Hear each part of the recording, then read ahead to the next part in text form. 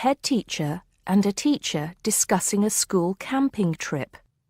First, you have some time to look at questions 1 to 5.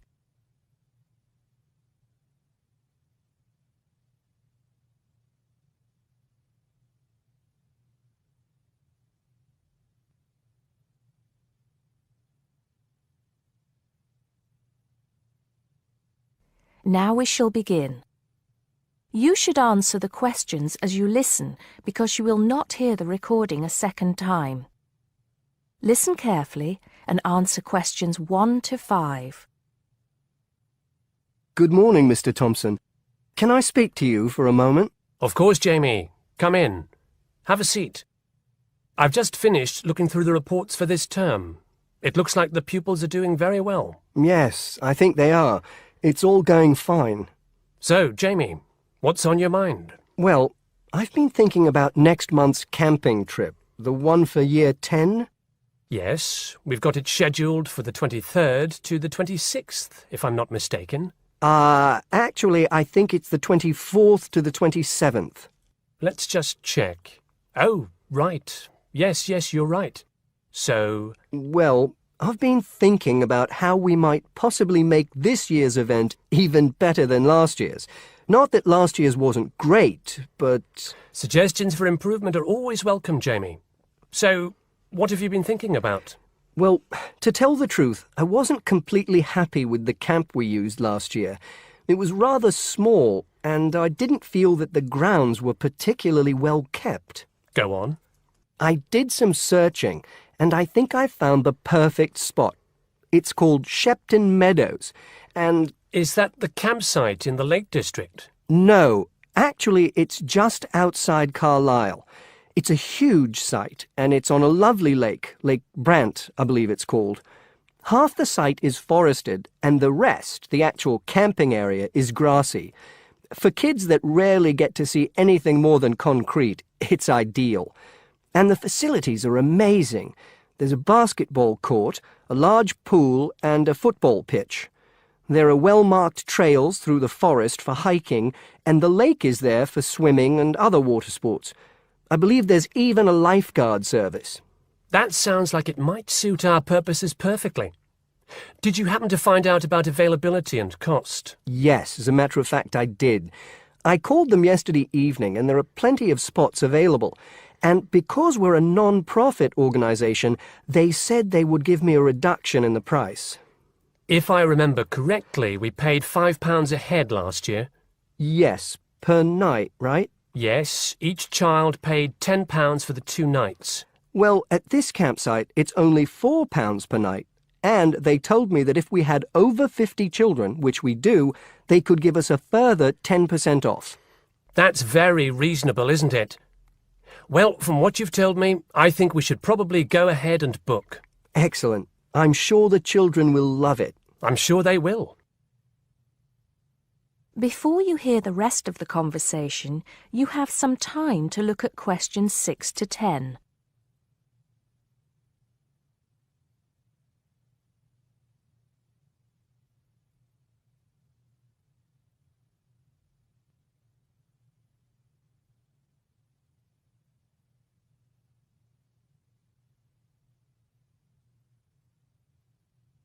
Now listen and answer questions 6 to 10. Now, Jamie, have you given any thought to an itinerary by any chance? As a matter of fact, I have. Wait 1 second. Yes, here it is. I've made a few notes. Okay, so, now, these are just ideas, of course. Yes, go on. Let's hear what you've got. Right. We time it so that we arrive at the camp around 7 on Friday evening. It'll still be light then, and we'll have plenty of time to set up camp and get ourselves settled in. At 8, we could have a barbecue, you know, hamburgers and hot dogs, something that's nice and easy to prepare. And that children love. Yes. Then, lights out would be at 9:30, so the children will get a good night's sleep and be up bright and early at 7 on Saturday morning. Breakfast would be at 7:30, an hour's hiking from 8 till 9, and then a couple of hours at the lake. That would take us up to 11. I think that an hour of free time would then be in order. Let them have a chance to explore a bit on their own, you know? Yes, great idea. And then? Let's see, a picnic lunch at 12, and then sports in the afternoon till 4. Another swim until 5, and then supper. After clean-up, around 6:30, we could have a talk-back session, where the children get a chance to discuss their day and anything else they might have on their minds. Then a campfire and sing-along at 8, back to the tents at 9:30, and, well, that takes care of Saturday. Excellent, excellent. That would certainly keep them busy. What about Sunday? Sunday, right. As on Saturday, same wake-up and breakfast times, and then I thought we could go on a bit of a day trip. There are some caves about an hour's walk from the camp which I thought the children might find interesting. We could leave at 8, which would mean we'd get to the caves at 9. They could explore for a couple of hours, and we'd head back at 11. 12 o'clock would see us back at the meadows. An hour's swim, and then lunch at 1. Then we could have organised games in the afternoon until supper at 5. It would take us an hour to clean up our sites and pack up. We'd be on the buses at 6 and all set to head back into the city. Well now, you've certainly put a lot of thought into this, Jamie, and it's paid off. I think it sounds wonderful. I can't think of a thing that needs to be changed. Let's go for it. Brilliant! I'll get the itinerary printed up and put it up on the notice board this afternoon.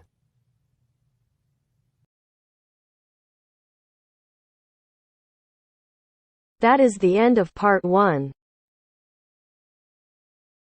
You now have half a minute to check your answers.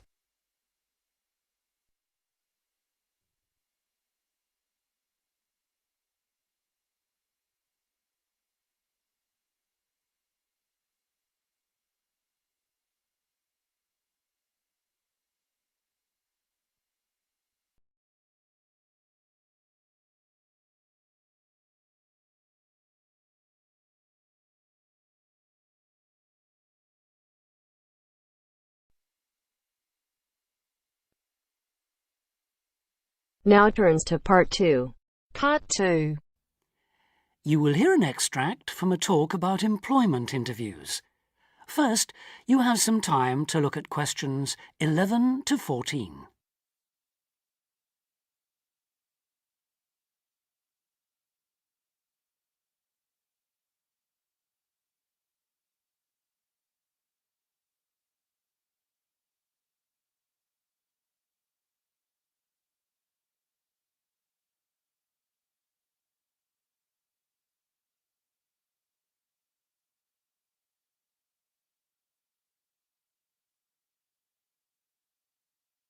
Now listen carefully and answer questions 11 to 14.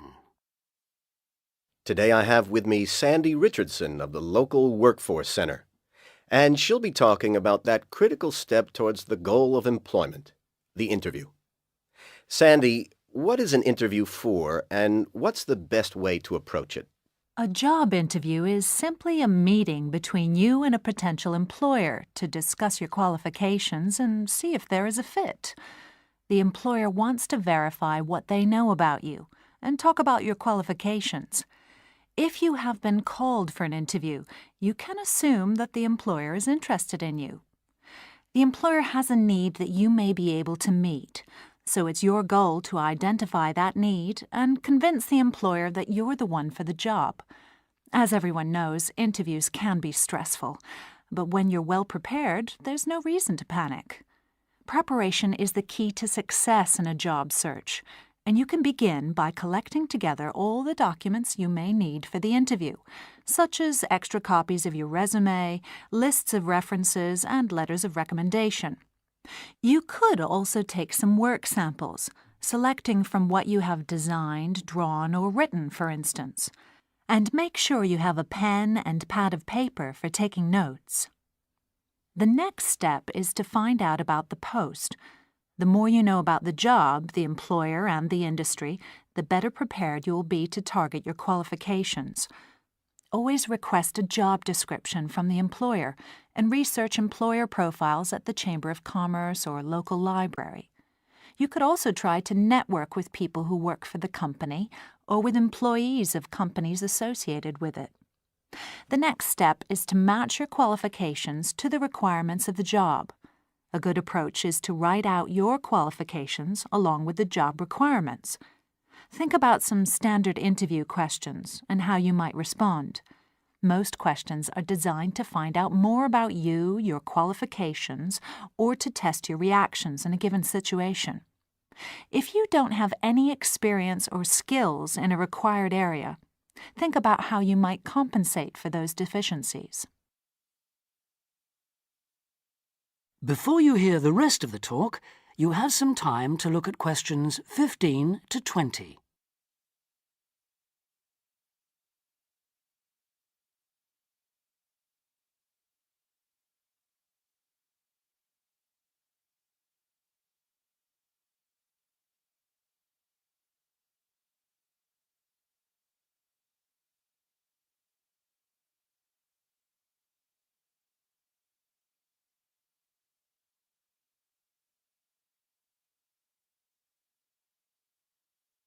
Now listen and answer questions 15 to 20.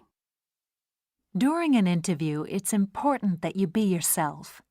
Get a good night's sleep and plan your travel to be there in plenty of time so that you're not arriving out of breath with 30 seconds to spare. Don't, though, present yourself for the interview too early, 10 minutes at most. In the interview, listen carefully to each question asked. Take your time in responding and make sure your answers are positive. It's important to express a good attitude and show that you're willing to work, eager to learn, and are flexible. If you are unsure of a question, don't be afraid to ask for clarification. In fact, it's sometimes a good strategy to close a response with a question for the interviewer. In general, focus on your qualifications and look for opportunities to personalize the interview. Briefly answer questions with examples of how you responded in comparable situations, from either your life or previous job experiences. Something you should avoid are yes or no responses to questions, but don't dwell too long on non-job related topics. Use caution if you are questioned about your salary requirements. The best strategy is to avoid the question until you have been offered a job. Questions about salary asked before there is a job offer are usually screening questions that may eliminate you from consideration, so be warned. On the other hand, it isn't inappropriate to show your enthusiasm if your first impressions of the interview and of the employer are good ones. So, if the job sounds like what you are looking for, say so. Keep in mind that the interview is not over when you are asked if you have any questions. Come prepared to ask a couple of specific questions that again show your knowledge and interest in the job. Close the interview in the same friendly, positive manner in which you started. When the interview is over, leave promptly. Don't overstay your time. Think about the interview and learn from the experience. Evaluate the success and failures. The more you learn from the interview, the easier the next one will become. You'll become much more confident. To close, here are a few more tips. First, maintain good eye contact throughout the interview and be aware of nonverbal body language. Second, dress a step above what you would wear on the job. Go to the hairdressers, have a shave, etc. Remember that your appearance is a key indicator of whether you have the right attitude, so it can pay to give some thought to how you look. And finally, don't be a clock watcher. That is the end of part 2. You now have half a minute to check your answers.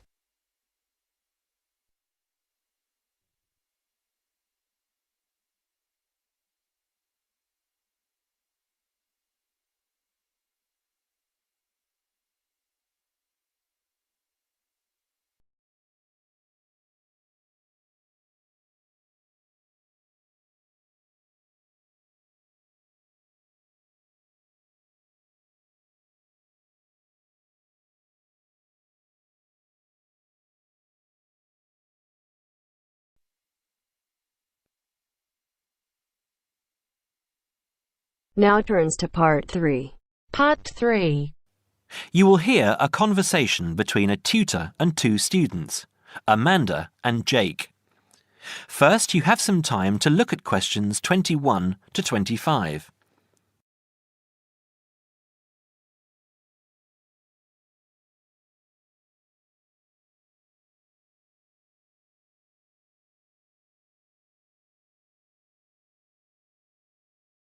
Now listen carefully and answer questions 21 to 25. So, Jake and Amanda, how did the project go? Very well, I think, Dr. Hinton. I certainly learned a lot and enjoyed myself at the same time. Me too. So, remind me, what was your project about? Basically, what makes successful people? Let's call them top achievers successful. Yes. How are they different from us? What do they do that other less successful people don't do? Interesting. And did you come to any conclusions? Quite a few, actually. Good. Share some with me then. Well, I'd always thought that a top achiever would be the sort of person who would bring work home every night and slave over it. But it appears not. Those types tend to peak early and then go into decline. They become addicted to work itself, with much less concern for results. We found that high achievers were certainly ready to work hard, but within strict limits. They knew how to relax, could leave their work at the office, prized close friends and family life, and spent a healthy amount of time with their children and friends. There's a lesson for us all there. Anyway, go on. It's also very important to choose a career which you enjoy, not just one that pays well or which assures you of a pension many years down the line. Surely that's important though, Amanda. Yes, I agree, but being happy in your work is far more important than anything else. Top achievers spend over 2/3 of their working hours on doing work they truly prefer and only 1/3 on disliked chores. They want internal satisfaction, not just external rewards such as pay rises and promotions. Before you hear the rest of the conversation, you have some time to look at questions 26 to 30.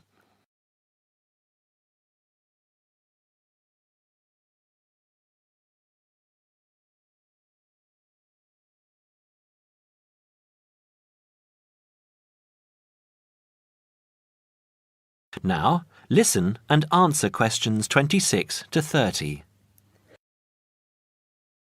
Actually, in the end, they often have both, because they enjoy what they are doing, so their work is better and their rewards higher.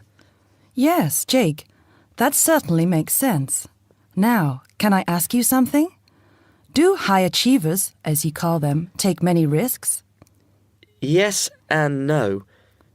I interviewed one business executive who told me he was able to take risks because he carefully considered how he could salvage the situation if it all went wrong. He imagined the worst that could happen, and if he could live with that, he went ahead. If not, he didn't take the chance. Other people prefer to stay in what I heard described as the comfort zone setting for security, even if it means settling for mediocrity and boredom too. Would you call top achievers perfectionists? Contrary to what I expected, no, I wouldn't. We came to the conclusion that a lot of ambitious and hard-working people are so obsessed with perfection that they actually turn out very little work. I happen to know a university teacher, a friend of my mother's, who has spent over 10 years preparing a study about a playwright. She is so worried that she has missed something, she still hasn't sent the manuscript to a publisher. Meanwhile, the playwright, who was at the height of his fame when the project began, has faded from public view. The woman's study, even if finally published, will interest few people. So, what has this got to do with top achievers? Well, Top achievers are almost always free of the compulsion to be perfect. They don't think of their mistakes as failures. Instead, they learn from them, so they can do better next time. Well, would you call them competitive? High performers focus more on bettering their own previous efforts than on beating competitors. In fact, we, came to the conclusion that worrying too much about competitors' abilities and possible superiority can be self-defeating. Yes, and we found that top achievers tend to be team players rather than loners.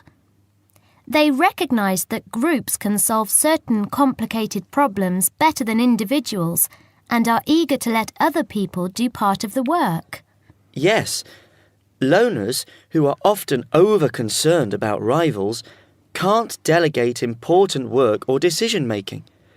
Their performance is limited because they must do everything themselves. Well, it looks as if you two have done a thorough job and learned something into the bargain too. Now, there are just a couple of points I'd like to clarify with you. That is the end of part 3. You now have half a minute to check your answers.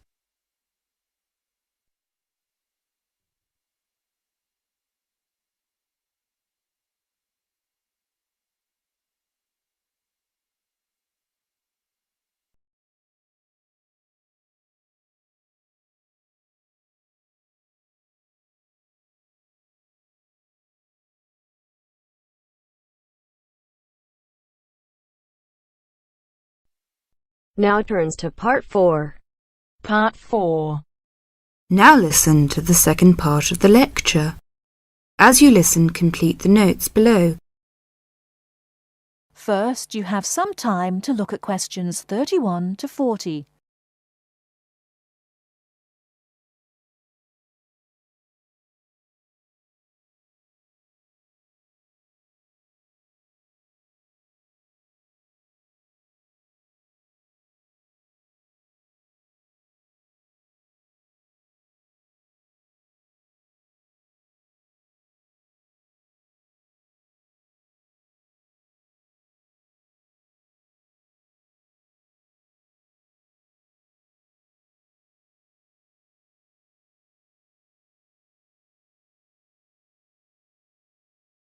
Now listen carefully and answer questions 31 to 40. Many typically American characteristics, individualism, self-reliance, informality, punctuality, and directness, are a result of those values mentioned earlier. Other national traits could also be identified, however. 1. Americans cooperate. Although often competitive, Americans also have a good sense of teamwork and cooperate with others to achieve a goal. 2. Americans are friendly, but in their own way. In general, friendships among Americans tend to be shorter and more casual than friendships among people from other cultures. This has something to do with American mobility and the fact that Americans do not like to be dependent on other people. Americans also tend to compartmentalize friendships, having friends at work, family friends, friends on the softball team, etc. 3. Americans ask a lot of questions, some of which may to you seem pointless, uninformed, or elementary. Someone you have just met may ask you very personal questions. No impertinence is intended.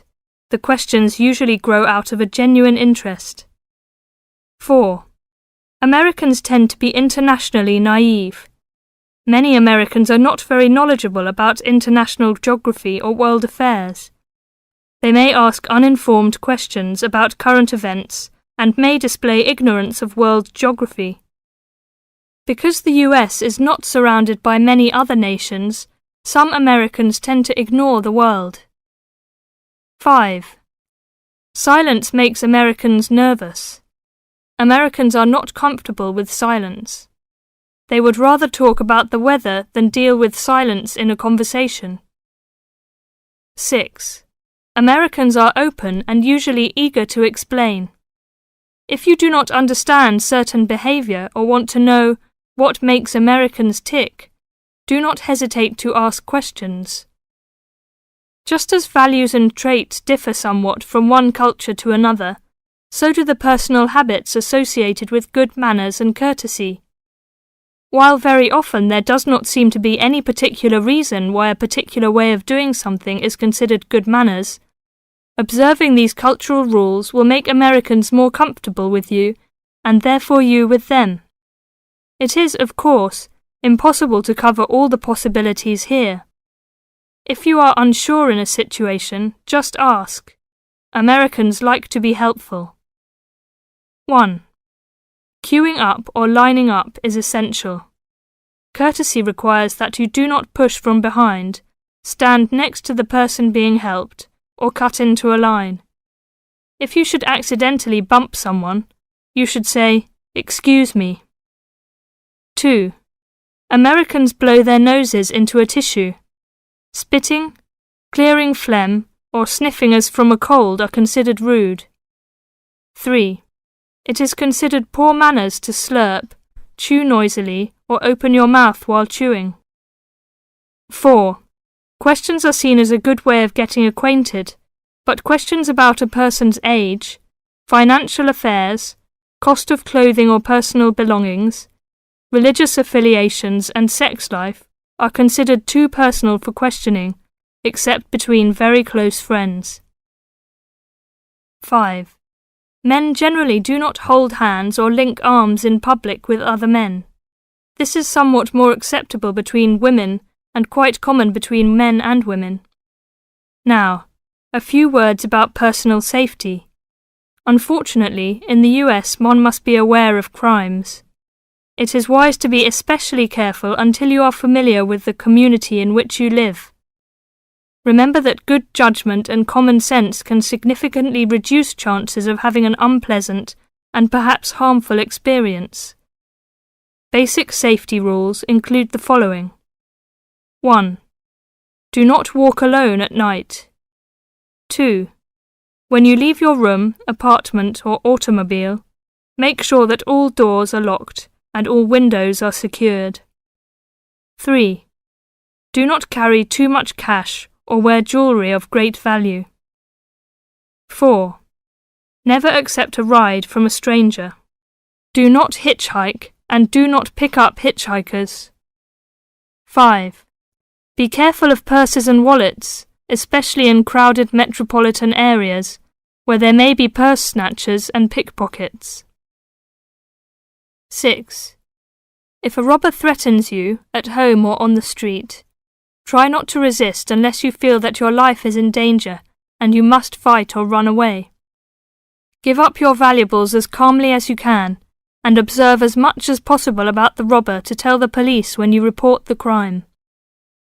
A final note. Keep an open mind. Don't judge what you see as right or wrong, but make it a challenge to try to understand the variety of American behaviours which you may observe. You certainly do not have to participate in something you disagree with, but you can try to understand it. This will help you build an attitude of intelligent and liberated respect for cultures, both your own and others.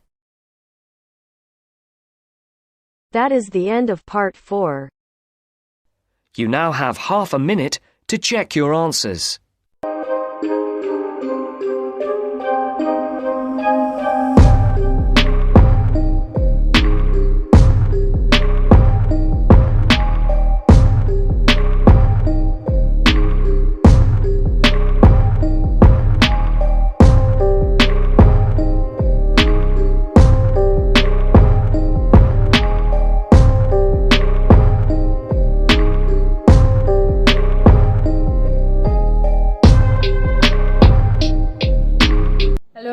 Welcome to our channel. Today in this video I'll discuss with you writing task 2, and the question for today is: some people think that the most important function of music is to help people relax. To what extent do you agree or disagree with this given notion? So the question is all about that most important aspect of music is to help people relax. So let's start with the introduction. The music industry is proliferating, means it is increasing these days. Many people believe that the most important aspect of music is its ability to relax them. Music, however, relaxes the mind, but I do not completely agree with this notion, because different people have diverse perspective, means different people have different opinions on it depending on their preferences and circumstances. So as perception varies from person to person, for different people its functionality could be different. So that's why I'm not completely disagreeing with this notion. So I'm not completely agreeing with this notion, and I do not even completely disagree. So I'm going for 30-70. Like, it helps to relax people, but it has other important function for different people. Starting with the body paragraph 1, there is no ounce of doubt listening to music make people feel more uplifted, elevated, soothed and relaxed. No doubt music help people to make feel elevated, soothed and relaxed. Many people like to listen to music depending on their situation. To be more specific, some individuals prefer music to pass the time. So some people listen to music just to pass the time, while others prefer to relish every lyric, and still others prefer it to make their special day even more memorable. So some people prefer it to just to pass their time, okay, while others prefer it to relish every lyric. So other people prefer listening to music because they just want to relish, they want to enjoy, or they just want to feel every lyric, every word of the song, and still others prefer it to make their special day even more memorable, such as for dancing at parties. Furthermore, music can change a person's emotions and feelings in a matter of seconds. People may become enthralled and while listening to music, to a party music, and depressed when listening to a sorrowful lyrical song. So it can also, change the emotions and feeling of a person in just in matter of a second, okay. And because if someone is listening a partying song, that the person must be enthralled, and if someone is listening a song which has sorrowful lyrics, then the person may feel depressed. Nonetheless, music has also been proved to improve athletic performance. Music might motivate people to get up and move more, making exercise more pleasurable. So that could also be a function for some people, okay. They prefer listening to music while doing exercise. Music integrated physical activity program participation increase their performance even more. Many people though use music to help them concentrate on their tasks. So some people may think that the most important aspect of music is to help them to concentrate in their tasks. For example, according to a poll or according to a study, 60% of students prefer to listen to music while studying, since it helps them to concentrate on their studies. As a result, various people have diverse perspective, or you can say opinion or viewpoints on music functionality. So for different people, the functionality of music could be different. Lastly, the conclusion. To summarize, music has numerous facets, means numerous aspects, but the significance of each one is determined by the circumstances and the situation, because individuals' perception, or we can say opinion, may differ, because many people have various opinions on music's noteworthiness, means its functions. People have different views. So this was for today. If you like the video, do hit the like button and subscribe to our channel. I'll meet in the next video. Till then, bye bye and take care.